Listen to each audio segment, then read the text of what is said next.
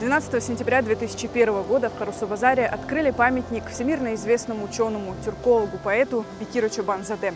Монумент установили в центре города. Чтобы увековечить выдающегося крымского татарина, активистами была проделана большая работа.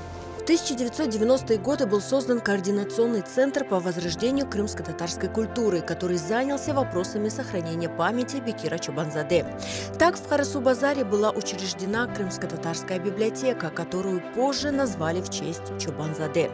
А в 1993 году имя известного ученого дали одной из улиц города.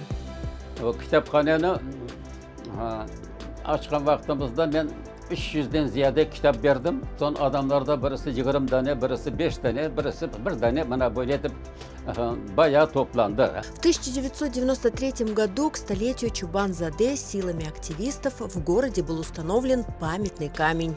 Каждое это действие было победой для общественников, которые писали многочисленные обращения и сталкивались с сопротивлением со стороны властей.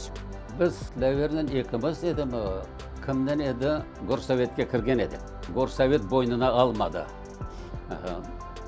Ruhsat da vermeyiz dedi, yok da aytalmayız dedi. Aytalmaganların sebebi o dünyaca belli Türkiye'lik alim de o. В конце 1990-х предприниматель и меценат Рисуль Велиляев выступил с инициативой установить на месте камня памятник Бекиру Чобанзаде. Автором монумента стал художник Али Белялов. Чобанзаде сидит на пьедестале у небольшого столика. Elbette kolay olmadı. 3 yıl bu iş albarıldı, heykel yasaldı, temeli koyuldu, onun üstüne de heykel koyuldu. Karasubazarlılar onu kabul etmediler. Başladı vandalizm. Başladılar kurmağa onu.